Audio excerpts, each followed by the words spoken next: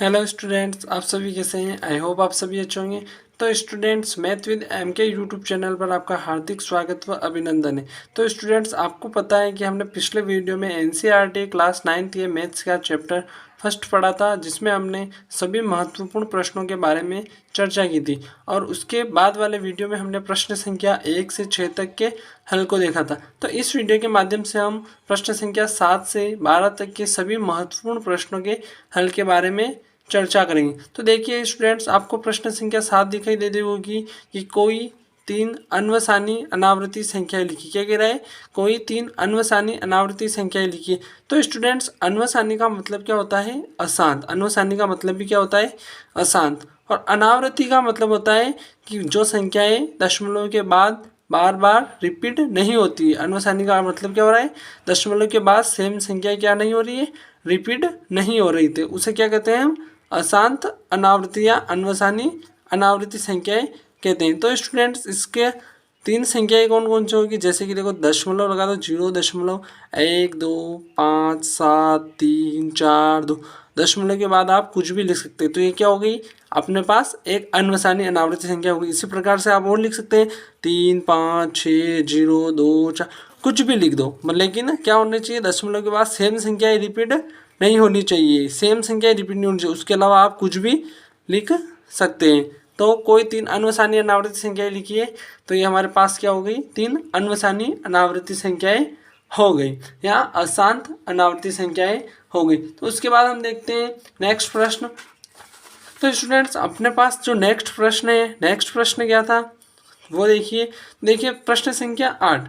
तो प्रश्न संख्या 8 हमें क्या कह रहे हैं कि 3/7 का दशमलव प्रसार लिखिए तथा बताइए कि यह किस प्रकार की संख्या है, ये बताना था। तो देखिए, दशमलव प्रसार लिखने वाला एक प्रश्न आपके अवसद में भी आ सकता है या फिर सीधा का सीधा 1 नंबर में भी अति लघुत्तरात्मक प्रश्न के माध्यम से पूछा जा सकता है। तो देखिए, 3/7 का दशमलव प्रसार लिखना था। तो दशमलव प्रसार के लिए करने के लिए हमें क्या करना है? 3 में किसका भाग देना है? 7 का। तो देखिए, हम 3 में किसका भाग दे रहे हैं? 7 का भाग दे रहे हैं। तो आपको पता है कि 3 में 7 का भाग नहीं जाता है, इसलिए हम क्या करेंगे? दशमलव लगाएं। दशमलव से पहले आप 0 लिख सकते हैं। तो ये दशमलव लगाए, तो दशमलव लगाने के बाद क्या करेंगे? हम इधर एक 0 लिख सकते हैं। तो देखिए, 7 का परिणाम में 30 आते हैं क्या? नहीं आते हैं। उसके तो उनसे छोटी संख्या क्या आती है? 28 आती है। तो हम क्या, कितनी बार में आती है? 4 बार में आती है। तो 4 लिख दिए उधर, 28 लिखे। मतलब हमें क्या करना है? 30 में किसका भाग देना है? 7 का भाग देना है। तो 10 में से 8 गए तो 2 0। आपको भाग देना तो आता ही होगा। अब मैं आपको भाग देकर बता देता हूँ। 7 दूनी 14, ये 14 हो गया। 10 में से 4 गया तो 6 और 0 दशमलव आ रहा है। उसके बाद वापिस 7 8 56, तो 56 के ये 10 में से 6 गया तो 4, 5 में से 5 गया तो 0, ये 0 उतार लिया वापिस। 7 5 35, तो ये 35। 10 में से 5 गया तो 5, ये 0 वापिस। 7 7 49, तो 49 के ये 49। 10 में से 9 गया तो 1, ये 0 वापिस। ऊपर से हम 0 उतार सकते हैं। तो 7 एकम ये 7 हो गया। उसके बाद वापिस ये 3 हो गया। 7 एकम 7 है ना। और 10 में से 3 गया तो 10 में 7 गया तो 3 हो गया अपने पास। ये वापस ऊपर से 0 होता है। 7 चौका 28, तो 10 में से 8 गया तो 2 0। मतलब इसी प्रकार से हमारे क्या करेगी? सेम संख्या देखिए, 4 आ गया वापस, तो उसके बाद वापस 2 आएगा, वापस 8 5, यानी कि सेम संख्या क्या होगी? बार बार रिपीट होगी। यानी कि अपने पास क्या आएगा? 0.42 8 5 7 1, वापस सेम संख्याएं आने लग जाएगी। दशमलव को आप अगर आगे भाग देकर देखेंगे तो आपको वापस 4 2 8 5 7 1 प्राप्त होगा। वापस अगर और आगे दोगे 4 2 8 5 7 1 ही प्राप्त। इस प्रकार से ये आपके अनंत तक जाएगी। तो इस प्रकार की संख्याओं को हम क्या लिख सकते हैं? कैसे लिख सकते हैं? 0.42 8 5 7 1 के ऊपर क्या लगा सकते हैं? बार लगा सकते हैं। यानी कि ये कौन सी संख्या है? अशांत तो है, लेकिन अशांत में कौन से प्रकार की है? तो अशांत आवृत्ति प्रकार की संख्या है। कौन सी है? तो दशमलव प्रसार तो क्या हो गया? ये अपना दशमलव प्रसार। 3/7 का दशमलव प्रसार तो क्या हो गया? ये हो गया। और यहाँ किस प्रकार की संख्या है? तो किस प्रकार की संख्या है? तो अशांत आवृत्ति। किस प्रकार की संख्या है? अशांत आवृत्ति। इनका दशमलव प्रसार कैसा है? अशांत आवृत्ति। यानी कि दशमलव के बाद क्या हो रही है? सेम संख्याएं रिपीट हो रही है। मतलब कौन सी है? अशांत आवृत्ति संख्या। तो तो देखिए नेक्स्ट प्रश्न अपने पास क्या है, 2 प्लस रूट 3 और 2 माइनस रूट 3 को सरल कीजिए। तो इस प्रकार के प्रश्नों को किस प्रकार से हल करते हैं ये देखिए। तो देखिए इस प्रकार के प्रश्न में क्या है, यदि डायरेक्ट सर्वसमीका लगती है तो डायरेक्ट सर्वसमीका लगानी है, और नहीं लग रही हो तो एक कोष्टक को दूसरे कोष्टक से क्या करना है, मल्टीप्लाई करना है। तो देखिए यहाँ पर हम दोनों तरीके से देख लेते हैं। देखिए इसका सोल्यूशन करने के लिए हमें क्या करना है, पहले जो संख्याएं दी होती है उसको ऐसा का ऐसा लिखना है, यानी कि 2 प्लस रूट 3 कोष्टक 2 माइनस रूट 3 हमें दिया हुआ है तो इसको इसी प्रकार लिख दिया। अब हमें पता है यहाँ पर कौन सी सर्वसमीका लग रही है, चूँकि हम जानते हैं कि a प्लस बी कोष्टक a माइनस बी बराबर क्या होता है, a square minus B square. यानी कि देखिए दोनों कोष्टक क्या है, सेम है यहाँ पर भी, और निशान क्या है, अलग अलग है। तो यहाँ पर भी क्या है, दोनों कोष्टक क्या है, सेम है, यानी कि दोनों कोष्टक के अंदर संख्याएं क्या है, सेम है, और निशान क्या है, अलग अलग। तो इस प्रकार ये वाली सर्वसमीका यहाँ पर क्या हो रही है, लागू हो रही है। देखिए सर्वसमीका के अंदर क्या, a square minus B square, तो यहाँ पर a का मान कितना है, 2, तो 2 का स्क्वायर, और सूत्र का माइनस है तो सूत्र का माइनस, और b क्या है, रूट 3, तो रूट 3 का स्क्वायर। अब 2 का स्क्वायर कितना होता है, 4, ये माइनस का माइनस, रूट 3 का स्क्वायर कितना होता है, 3 होता है। तो 4 में से 3 गया तो 1, तो आंसर कितना आया अपने पास, 1 आया। कितना आया, 1 आया। देखिए रूट 3 का स्क्वायर किस प्रकार से 3 होता है, ये देखिए। देखिए रूट 3 का स्क्वायर का मतलब होता है, रूट 3 का हमें क्या करना है, रूट 3 से गुणा करना है। तो रूट 3 को रूट 3 से हम गुणा करते हैं तो अपने पास कितना आता है, 9 आता है, और 9 किसके वर्ग होते हैं, 3 के। तो यहाँ पर हम क्या लिख सकते हैं, 3 लिख सकते हैं, क्योंकि रूट 9 को हम क्या लिख सकते हैं, 3 का स्क्वायर, और स्क्वायर से क्या होता है, रूट कैंसिल हो जाता है तो 3 आते हैं। ये आपको नहीं करना है, सिर्फ आपको ये हल करना है और सर्वसमीका लगानी। उसके बाद देखिए इसका एक और तरीका होता है इसको करने का, या अगर आपको एग्जाम में सर्वसमीका याद नहीं आ रही है तो आप इस प्रकार के प्रश्न को किस प्रकार से हल कर सकते हैं। देखिए ये देखिए क्या था, 2 प्लस रूट 3 कोष्टक 2 माइनस रूट 3। तो अब इसको अगर हल करना है तो इसको हम हल किस प्रकार से कर सकते हैं। तो देखिए 2 प्लस रूट 3 2 माइनस रूट 3, तो इस प्रकार के प्रश्नों को किस प्रकार से हल करना है, एक बार इस 2 का गुणा इस पूरे कोष्टक से करना है, और एक बार इस रूट 3 का गुणा इस पूरे कोष्टक से करना है। यानी कि 2 को बाहर लिखो, उसका गुणा इस पूरे कोष्टक से करो, 2 माइनस रूट 3 से। उसके बाद प्लस का निशान, तो प्लस का निशान रूट 3, तो रूट 3, और 2 माइनस रूट 3। 2 का गुणा 2 से करेंगे तो 4। अब 2 का गुणा रूट 3 से करेंगे तो ये माइनस का निशान, तो माइनस का, 2 का गुणा रूट 3 से करेंगे तो 2 रूट 3। ये प्लस, तो ये प्लस, 2 का गुणा या रूट 3 का गुणा 2 से करेंगे तो 2 रूट 3। ये प्लस है, ये माइनस है, तो क्या हो जाएगा, माइनस, और रूट 3 का गुणा रूट 3 से करेंगे तो कितना आएगा, 3 आएगा। अब देखिए यहाँ पे ये माइनस के 2 रूट 3 है और ये प्लस के 2 रूट 3 है, तो क्या हो जाएंगे, कैंसिल हो जाएंगे। अब कितना बच रहा है यहाँ पर, 4, और यहाँ पर कितने बच रहे हैं, माइनस के 3, तो 4 में से 3 गया तो 1। तो देखिए दोनों प्रकार करने से हमारे पास आंसर क्या आया, सेम आया। सेम आंसर आ रहा है ना, मतलब क्या है, दोनों ही तरीके अपने सही है। इसमें आपको कोई सर्वसमीका लगाने के लिए नहीं कह रहा है ये प्रश्न वाला, तो इसलिए हमें क्या कर सकते हैं, दोनों ही तरीकों से करेंगे तो हमें पूरे के पूरे अंक मिलेंगे। उसके बाद देखिए नेक्स्ट प्रश्न देख। तो स्टूडेंट्स देखिए हमारे पास नेक्स्ट प्रश्न क्या है, 10वां प्रश्न क्या है, निम्न को हल कीजिए। तो निम्न को हल कीजिए, ये वाला एक प्रश्न आपको परीक्षा में 100% देखने को मिलेगा। तो इसमें देखिए क्या है, 32 की पावर 1/5। ये प्रश्न आपके क्या है, मोस्ट इंपॉर्टेंट है। ये इस प्रकार का प्रश्न आपको 100% परीक्षाओं में देखने को मिलेगा। तो हम देखिए पहला प्रश्न हल करते हैं। पहला क्या कह रहा है, 32 की पावर 1/5 को हमें क्या करना है, हल करना है। तो 32 की पावर 1/5 को हल किस प्रकार से करेंगे, तो हमें 32 की पावर 1/5 को हल करने के लिए पहले हमें क्या करना चाहिए, 32 के अभाज्य गुणनखंड आने चाहिए। तो स्टूडेंट्स मैं आशा करता हूं कि आपको अभाज्य गुणनखंड निकालना तो आता ही होगा। यानी कि 32 क्या करना है, हमें टुकड़े करना है। अगर किसी को डायरेक्ट आता है तो डायरेक्ट लिख सकता है, बाकी ये रफ कार्य में ये जो भी कार्य बता रहा हूँ ये आपको किस में करना है, रफ में करना है। यानी कि 32 के अभाज्य गुणनखंड निकालना है, तो ये वहाँ पर लिखो 32। देखिए सबसे छोटी संख्याओं से भाग देना स्टार्ट करना है। 2 का देंगे तो 16, वापस 2 का देंगे तो 8, 2 का देंगे तो 4, 2 का देंगे तो 2, और 2 का भाग देंगे तो 1। यानी कि क्या है, 1 2 3 4 5 बार 2 आया। यानी 5 बार 2 आने का मतलब क्या है, 2 5 बार 2 आया, यानी कि मतलब 2 की पावर 5। क्या है अपने पास, 2 की पावर कितनी आ गई, 5 आ गई। तो हम यहाँ 32 की जगह, यानी कि 32 के बराबर में हम क्या लिख सकते हैं, 2 की पावर 5 लिख सकते हैं। 32 लिखो या 2 की पावर 5 लिखो, क्या होती है, सेम बात होती है। तो हम 32 की जगह क्या लिख सकते हैं, 2 की पावर 5। तो ये 2 की पावर 5 लिख दिया। अब 1/5 अपने पास है तो 1/5 हो गया। अब देखिए ये घाते क्या होगी, ये इस वाले से ये कैंसिल हो जाएगा, है ना।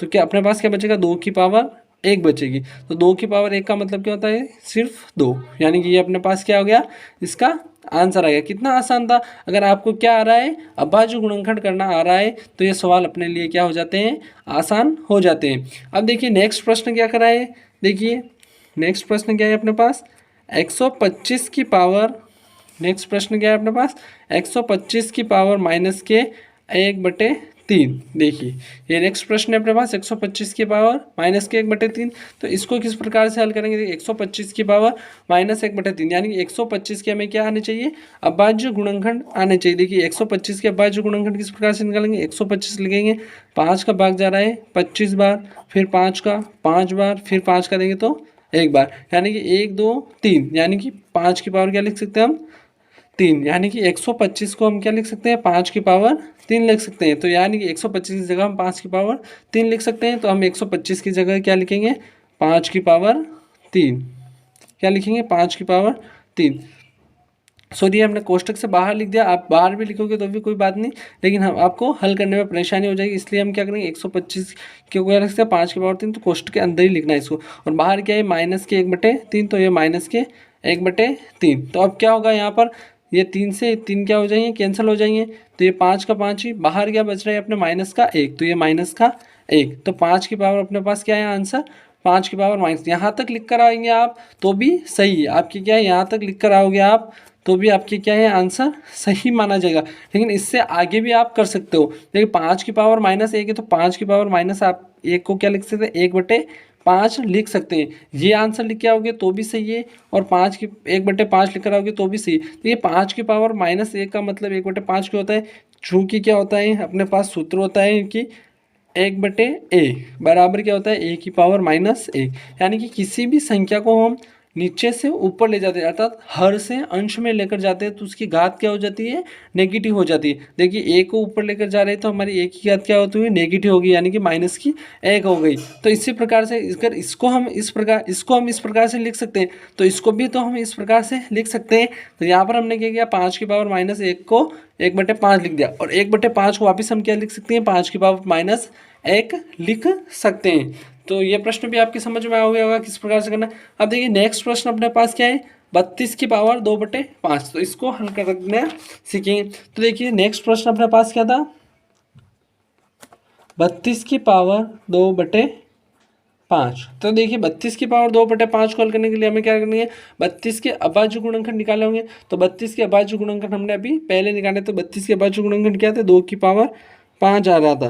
तो 2 की पावर 5 एक बाहर है, तो 2 की पावर 5, तो क्या हो गया, 5 से 5 कैंसिल हो गया, तो बाहर क्या बच रहा है, 2 की पावर 2 बच रहा है अपने पास। तो 2 की पावर 2 का मतलब होता है 2 गुणा 2, यानी कि अपने पास आंसर कितना आएगा, 4। तो स्टूडेंट्स आपके समझ में आ रहा है ना हम किस प्रकार से करें। तो देखिए स्टूडेंट्स नेक्स्ट प्रश्न देखते हैं हम।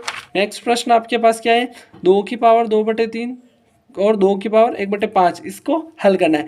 यह प्रश्न आपके एग्जाम की दृष्टि से ज़्यादा महत्वपूर्ण है। तो देखिए चौथा प्रश्न अपने पास क्या था, 2 की पावर 2/3 और क्या था, 2 की पावर 1/5, 2 की पावर 1/5, इन दोनों को हमें क्या करना है, हल करना है। तो इन दोनों को हल करने के, तो देखिए 2 की पावर 2/3 और 2 की पावर 1/5 को हल करना है। देखिए इसमें क्या हो रहा है, आधार क्या है, सेम है। आपने पढ़ा होगा अगर आधार सेम होते हैं तो घातें क्या हो जाती है, जुड़ जाती है। यानी कि हमने ये वाला पढ़ा होगा, a की पावर यदि m है और a की पावर ही क्या है, n है, तो a की पावर क्या हो जाता है, m + n हो जाता है। यानी कि अगर अपने पास आधार क्या है, सेम होता है, तो घातें क्या हो जाती है, जुड़ जाती है। और यहाँ पर आपके पास क्या है, आधार क्या है, सेम है, दोनों जगह 2 है, घातें अलग है, तो घातें क्या हो जाएगी, जुड़ जाएगी। यानी कि क्या हो जाएगा, 2 की पावर 2/3 + 1/5 हो जाएगा, इस सूत्र से, है ना, पता चल रहा है। अब क्या होगा, देखिए इसको हल करना है हमें। तो इसको हल करने के लिए आपके पास क्या हो, एलसीएम वगैरह आपने पढ़े होंगे, भिन्न वाली जोड़ बाकियों को हल करना उस प्रकार से करना है। तो देखिए 2 है, तो 2 के तो 2 लिखने हैं, और ये ऊपर वाले को हमें हल करना है। तो इसको हल करेंगे, 3 और 5 की अगर हम एलसीएम लेंगे तो कितना आएगा अपने पास, 15 आएगा, है ना। और 3 का पहाड़ में 15 कितनी बार होते हैं, 3 पंजे 15, तो 5 लिखना है, गुणा ऊपर की कितने हैं, 2, तो 2, ये जोड़ का निशान, तो जोड़ का निशान। 5 के पहाड़े में 3 कितनी, 15 कितनी बार में आते हैं, 3 बार में, तो 3 गुणा ऊपर कितना है 1, तो यहाँ पर क्या लिख दिया आपने 1 लिख दिया। इसी प्रकार 2 के तो 2 ही, 5 का गुणा 2 से करेंगे तो 10, जे जोड़ का निशान तो जोड़ का निशान, 3 का गुणा 1 से करेंगे तो 3 बटे 15, तो ये 15, तो 2 की घात 10 और 3 कितना हो गया 13 बटे 15। तो अपने पास आंसर क्या है 2 की पावर 13 बटे के 15। ये प्रश्न आपके एग्जाम की दृष्टि से अत्यंत महत्वपूर्ण है। यदि घातें सेम होती है, देखिए इस प्रश्न में क्या करना है आपको, यदि यही समझना है कि घातें अगर सेम होती है तो घातें क्या हो जाती है, जुड़ जाती है, और उसके बाद आपको ये जोड़ आनी चाहिए, भिन्न वाली जोड़ क्या है, आनी चाहिए। उसके बाद स्टूडेंट्स हम नेक्स्ट प्रश्न देखते हैं। तो नेक्स्ट प्रश्न अपने पास क्या है, 11 की पावर 1 बटे 2 बटे 11 की पावर 1 बटे 4। ये प्रश्न भी आपके महत्वपूर्ण है। तो पांचवा प्रश्न आपके पास क्या है, 11 की पावर 1 बटे 2 बटे 11 की पावर 1 बटे 4, इसको हल करना है। तो देखिए इसका हल किस प्रकार से करेंगे, 11 की पावर 1 बटे 2 है तो 11 की पावर 1 बटे 2 हम यहाँ पे लिख देंगे। और इससे पहले हमें जस्ट अभी पढ़ा है कि अगर हम हर में से कोई चीज अंश में लेकर जाते हैं तो उसकी घात क्या हो जाती है, नेगेटिव हो जाती है। यानी कि 11 की पावर 1 बटे 4 को ऊपर लेकर जाएंगे तो क्या हो जाएगा हमारे पास 11 की पावर माइनस की 1 बटे 4 हो जाएगा। क्या हो गया 11 की पावर माइनस 1 बटे 4। किस प्रकार से हुआ है, क्योंकि हम यदि किसी भी संख्या को ऊपर लेकर जाते हैं तो उसकी पावर क्या हो जाती है, नेगेटिव हो जाती है।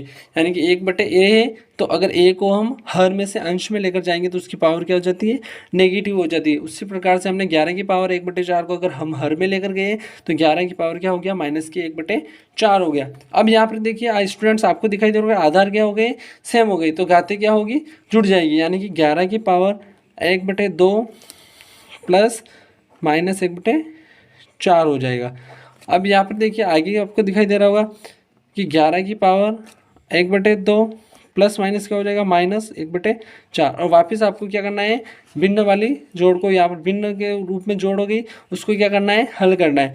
तो 11 2 और 4 के लोगरिथम लेंगे तो 4, 2 के पहाड़े में 4 कितनी बार में 2 गुणा ऊपर का 1, ये माइनस तो माइनस, 4 के पहाड़े में 4 कितनी बार में 1 गुणा ऊपर का 1 तो 1, तो 11 के 11, 2 का गुणा 2 से किया तो 2, माइनस का माइनस, 1 का गुणा 1 से किया तो 1 बटे 4 के 4। तो 11 की पावर 2 में से 1 गया तो 1, और नीचे कितना बच रहा है 4। यानी कि अपने पास आंसर कितना है, 11 की पावर 1 बटे 4। यहाँ पर लिख देता हूँ, सही से दिखाई नहीं दे रहा होगा, तो 11 का 11, 2 में से 1 गया तो 1 और बटे में 4, तो 11 की पावर 1 बटे 4 इसका क्या हो गया, आंसर हो गया। तो ये वाला प्रश्न आपकी शायद अभी अर्धवार्षिक परीक्षा में भी आया हुआ है। तो यानी कि जो पांचवा प्रश्न था आपके पास 2 की पावर 2 बटे 3 और 2 की पावर 1 बटे 5, ये वाला प्रश्न आपके इस बार आने के ज़्यादा चांस है। उसके बाद हम नेक्स्ट प्रश्न देखते हैं। तो नेक्स्ट प्रश्न क्या कह रहा है हमें, 7 की पावर 1 बटे 2 और 8 की पावर 1 बटे 2 को हल करना है। 7 की पावर क्या है 1 बटे 2 और 8 की पावर भी क्या है 1 बटे 2। 7 की पावर 1 बटे 2, 8 की पावर 1 बटे 2, इसको हमें क्या करना है, हल करना है। तो देखिए स्टूडेंट 7 की पावर 1 बटे 2 और 8 की पावर 1 बटे 2 को किस प्रकार से हम हल करेंगे। तो देखिए स्टूडेंट इसमें आपको दिखाई दे रहा है कि आधार क्या है, अलग अलग है, जबकि घातें क्या है, सेम है। और आधार अगर अलग हो और घातें सेम हो तो किस प्रकार से होता है, देखिए ए की पावर यदि m हो और b की पावर भी m हो तो उसे हम किस प्रकार से लिखते हैं, a गुणा b की पावर m। यानी कि घात को क्या ले जाते हैं हम, कॉमन ले आते हैं बाहर की तरफ। यानी कि यहाँ पर भी हम इसी प्रकार से करेंगे 7 गुणा 8 और उसको 1 बटे 2 को क्या लिख देंगे, बाहर लिख देंगे। और 7 का गुणा 8 से करेंगे तो 7 तो 8 ही 56 और 1 बटे 2 के 1 बटे 2, यानी कि 56 की पावर 1 बटे 2 अपने पास क्या हो गया, इसका आंसर हो गया। इसी प्रकार स्टूडेंट्स हम यह 10वां प्रश्न, आशा करता हूँ कि आपको ये 10वां प्रश्न अच्छे से समझ में आया होगा। अगर नहीं समझ में आया हो तो इस वीडियो को आप वापस से रिविज करके देख सकते हैं। अब स्टूडेंट्स नेक्स्ट प्रश्न देखते हैं। तो नेक्स्ट प्रश्न आपके पास क्या है, परिमेयकरण वाला।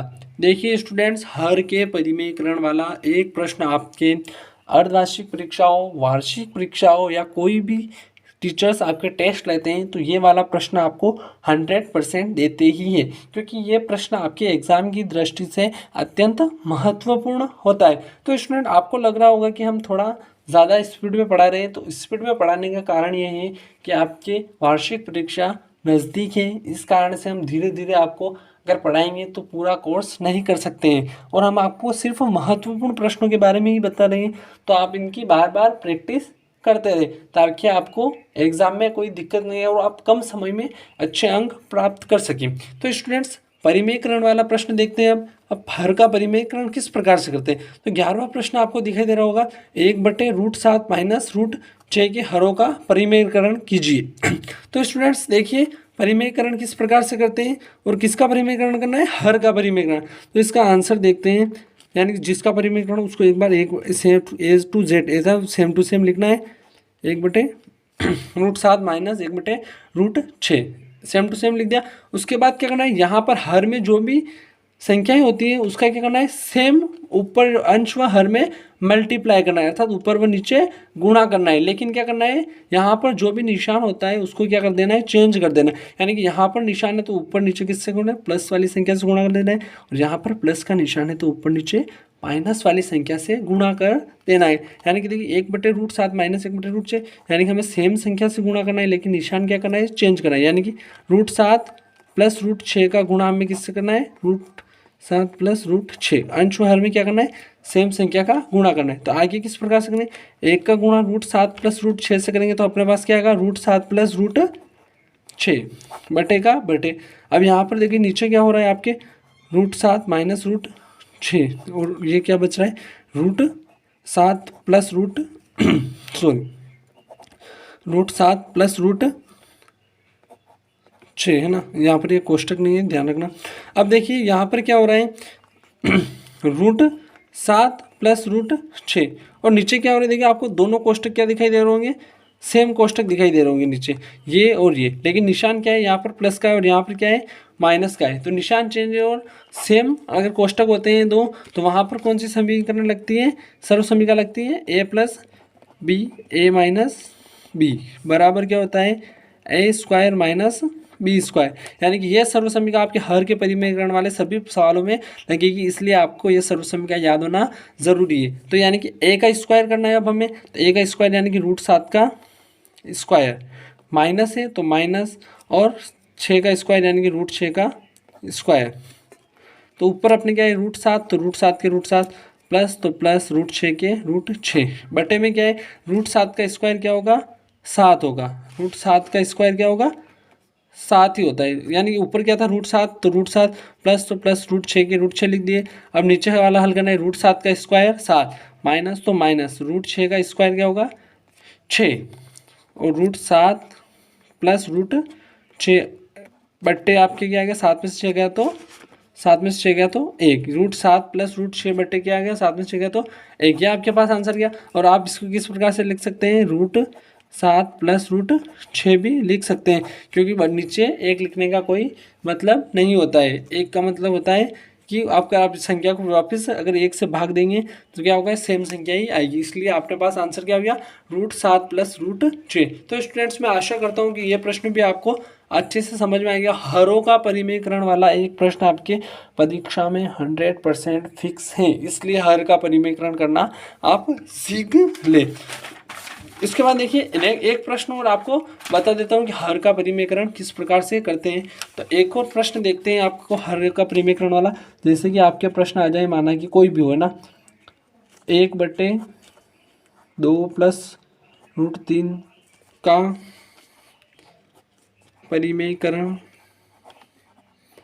परिमेयकरण कीजिए। तो 1/2 प्लस √3 का परिमेयकरण आप किस प्रकार से करेंगे।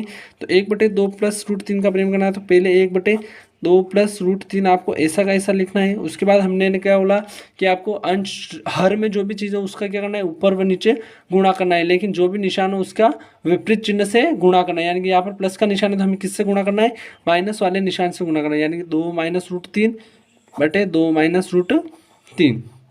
अब 1 का गुणा हम 2 माइनस √3 से करेंगे तो 1 का गुणा 2 माइनस √3 से करेंगे तो सेम टू सेम आएगा, 2 माइनस √3 बटे 2 प्लस √3 का गुणा 2 माइनस √3 से करना है, यानी कि 2 प्लस √3 कोष्टक 2 माइनस √3।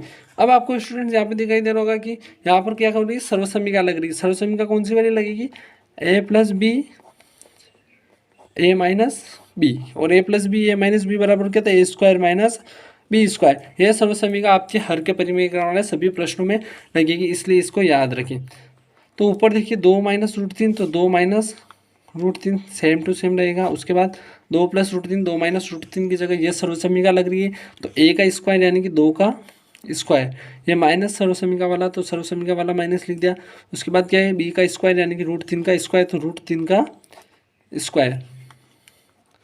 उसके बाद 2 - √3, तो 2 - √3, 2 का स्क्वायर यानी कि 4, माइनस तो माइनस, √3 का स्क्वायर 3, √3 का स्क्वायर क्या होगा 3, तो 2 में से 2 - √3 के 2 - √3, 4 में से 3 गया तो 1, तो अपने पास ये क्या हो गया आंसर हो गया। और 2 - √3/1 को किस प्रकार से लिख सकते हैं, 2 - √3 के 2 - √3, ये भी आंसर लिखो या ये लिखो, दोनों ही आपके क्या हैं, सही माने जाएंगे। तो इस प्रकार से स्टूडेंट्स मैं आशा करता हूँ कि हरों के परिमीकरण वाला प्रश्न आपके समझ में आ गया होगा। तो इस प्रकार का एक प्रश्न आपके 100% परीक्षा में क्या है, फिक्स होता है, इसीलिए इसकी ज़्यादा प्रैक्टिस करा। देखिए इस प्रकार एक और प्रश्न लिखिए जिस प्रकार आपको 1/√7 के हर का परिमीकरण करना हो, 1/√7 का परिमेयकरण कीजिए, माना कि इस प्रकार का आपके प्रश्न परीक्षा में पूछ ले, तो इसका परिमेयकरण किस प्रकार से करेंगे आप,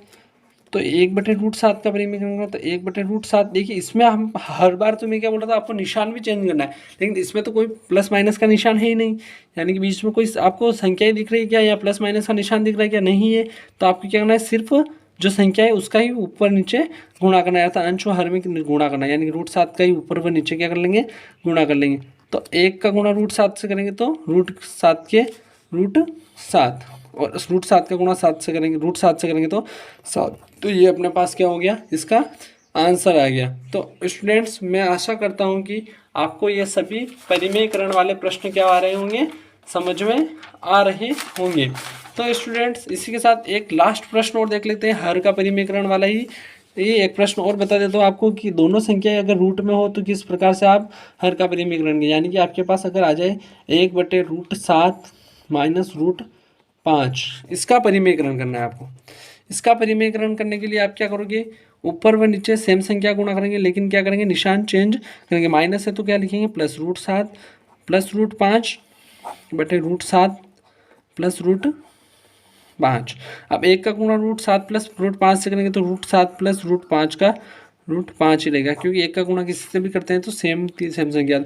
अब क्या करना है, हमें √7 माइनस √5 का गुणा √7 + √5 से करना है। तो यहाँ पर देखिए स्टूडेंट्स वही सेम सर्वसमीकरण लग रही है, चूँकि a + b कोष्टक a - b बराबर क्या होता है अपने पास, a² माइनस बी स्क्वायर। तो यहाँ पर नीचे हर में ये सर्वसमीकरण लग रही है, तो ये वाली सर्वसमीकरण हम लगाएंगे। तो √7 + √5 के √7 + √5, √7 माइनस √5 और √7 + √5 के यहाँ पर सर्वसमीकरण लग रही है a² यानी कि √7 का स्क्वायर, माइनस तो माइनस b का स्क्वायर यानी कि √5 का स्क्वायर, तो ये √5 का स्क्वायर। उसके बाद √7 + √5, तो √7 + √5, √7 का स्क्वायर कितना होगा 7, और माइनस का तो माइनस √5 के स्क्वायर 5, तो √7 + √5, और 7 में से 5 गए तो 2, तो ये आपके पास क्या हो गया, आंसर हो गया। तो इसी प्रकार से स्टूडेंट्स कोई भी हरों का परिमेयकरण वाला प्रश्न आपके पास आ जाए तो आपको उन सभी प्रश्नों को इसी प्रकार हल करना है। तो स्टूडेंट्स यदि आपको इन सभी प्रश्नों में से कोई भी अगर डाउट हो तो आप क्या करेंगे, वीडियो को वापस से देखेंगे। स्टूडेंट्स हमने स्पीड से इसलिए पढ़ाया है क्योंकि आपके वार्षिक परीक्षा के लिए हमारे पास समय क्या है, बहुत ही कम है, और अभी हमने पहला प्रश्नमाला ही पढ़ी है, उसके बाद हमें दूसरी, तीसरी और लास्ट 16 तक 15 तक पढ़नी है। सभी प्रश्नमालाएँ हमें क्या करनी है, पढ़नी है, उनके सभी महत्वपूर्ण प्रश्नों के बारे में हमें क्या करनी है, चर्चा करनी है, इसलिए हम थोड़ी स्पीड रख रहे हैं। तो स्टूडेंट्स आप इन सभी महत्वपूर्ण प्रश्नों को ही पढ़ें, इसके अलावा कुछ भी आपको पढ़ने की ज़रूरत नहीं है। मैं गारंटी लेता हूँ कि आपके जो भी प्रश्न है, जो भी प्रश्न बनेंगे वार्षिक परीक्षा में, ज़्यादा से ज़्यादा प्रश्न इसी में से बनेंगे, इन सभी महत्वपूर्ण प्रश्नों में से ही बनेंगे। तो स्टूडेंट्स आपको ये वीडियो कैसा लगा, अगर आपको ये वीडियो अच्छा लगा हो तो लाइक व कमेंट ज़रूर करें, और इस चैनल को क्या करें, सब्सक्राइब करें, और अपने विद्यार्थियों को या अपने साथी जो विद्यार्थी हैं उनको क्या करें, सेंड करें। धन्यवाद।